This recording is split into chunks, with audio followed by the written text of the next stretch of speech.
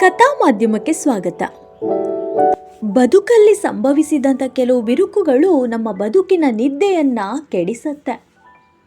ಮನಸ್ಸಿಗಾದ ಬಿರುಕಿಂದ ಮನಸ್ಸಿನ ಮುದ ಮಣ್ಣು ಪಾಲಾಗತ್ತೆ. ಭರವಸೆಯ ಬಿರುಕಾದ್ರೆ ಬಂಧುತ್ವ ಅಳಿದು ಹೋಗತ್ತೆ. ನಿರೀಕ್ಷೆಯಲ್ಲಿ ಬಿರುಕಾದ್ರೆ ತನು ಮನದ ನೆಮ್ಮದಿ ನೆಲಸಮವಾಗತ್ತೆ. ಬದುಕು ಹೇಗಪ್ಪ ಅಂತಂದರೆ, ನಾವು ಅವರಿಗಾಗಿ ಯಾವಾಗಲೂ ಹಾಜರಿರ್ತೇವೆ, ಆದರೆ ಅವರ ಮುಂದೆ ಶೂನ್ಯರಾಗಿರ್ತೇವೆ. ಮನುಷ್ಯನ ಅವಶ್ಯಕತೆ ಬದಲಾದಾಗ ಅಥವಾ ಆತನ ಅವಶ್ಯಕತೆ ಮುಗಿದ ಬಳಿಕ ಆತನ ಮಾತಿನ ಶೈಲಿ ಕೂಡ ಬದಲಾಗುತ್ತೆ. ಒಬ್ಬರಿಗೆ ನೆರಳಾಗಿ ನೆರವಾಗ್ಲು ಹೋದರೆ ನಾವೇ ಮೂರ್ಖರಾಗಿ ಬಿಡ್ತೇವೆ. ಜನರು ನಮ್ಮಿಂದ ನಗುವಂತಾಗಲಿ ವಿನಃ ನಮ್ಮಿಂದ ಅಳುವಂತಾಗಬಾರ್ದು. ಸುಂದರ ವದನದ ಜೊತೆ ಸುಂದರ ಮನವಿದ್ರೆ ಇನ್ನಷ್ಟು ಚೆನ್ನವಲ್ವೇ. ಇನ್ನೊಬ್ಬರ ಮಾತಿಗೆ ಕಿವಿಗೊಟ್ರೆ ನಾವು ಊರಿದು ಹೋಗ್ತೇವೆ. ಅದೇ ಇನ್ನೊಬ್ಬರ ಮಾತಿಗೆ ಕಿವಿಗೊಡದೆ ಮುನ್ನುಗ್ಗಿದ್ರೆ ಅವರು ಉರಿದುಕೊಳ್ತಾರೆ. ಎಲೆ ಉದುರಿ ಹೋದ ಮರ ನಮಗೆ ನೆರಳಾಗೋದಿಲ್ಲ, ನೆರಳಿಗಿಂತ ಬಿಸಿಲಲ್ಲಿ ನಮಗೆ ನರಳಿಸುವುದಲ್ವೇ.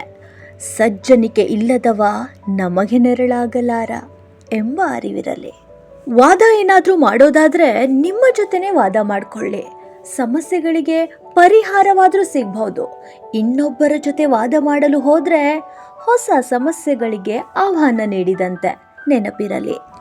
ನೀರಿಲ್ಲದ ನದಿ ವ್ಯರ್ಥ, ಅತಿಥಿಗಳಿಲ್ಲದ ಅಂಗಳ ವ್ಯರ್ಥ, ಪ್ರೀತಿ ಸ್ನೇಹವಿಲ್ಲದ ಸಂಬಂಧಗಳು ವ್ಯರ್ಥ.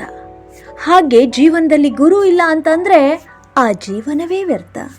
ಬದುಕಲ್ಲಿ ಪ್ರೀತಿ ಮುಖ್ಯ, ಸ್ನೇಹ ಮುಖ್ಯ ಅಂತಾರೆ, ಆದರೆ ವಾಸ್ತವದಲ್ಲಿ ನೋಡೋಕೆ ಹೋದರೆ ಅವರವರ ಸ್ವಾರ್ಥವೇ ಮುಖ್ಯ. ಮನುಷ್ಯನೇ ಆಗಲಿ ಪತಂಗವೇ ಆಗಲಿ ಗಾಳಿಯಲ್ಲಿ ಅತಿಯಾಗಿ ಹಾರಾಡಲು ಹೋದರೆ ತುಂಡಾಗಿ ಕೆಳಕ್ಕೆ ಬೀಳತ್ತೆ. ಜನರಿಗೆ ಸಂಕಟದಲ್ಲಿ ಮಾತ್ರ ನಮ್ಮ ನೆನಪಾಗತ್ತೆ.